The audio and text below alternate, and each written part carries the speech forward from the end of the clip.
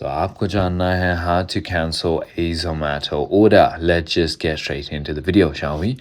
पहले तो आपको Zomato application खोलना है. Then it's gonna ask me for a location. I'm just gonna go ahead and enter that manually right over here. Let's just say this one.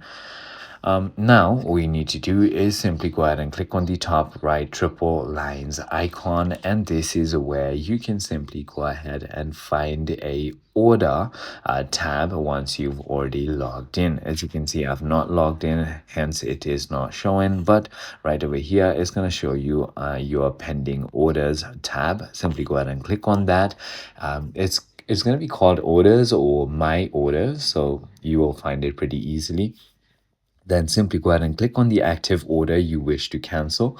On the tracking screen, click on the cancel order button. You need to also select a reason for cancellation from the options provided and confirm the cancellation to finalize your process. I hope this video clarifies everything for you. If you have further more queries, feel free to comment down below, and I'll see you on the next one.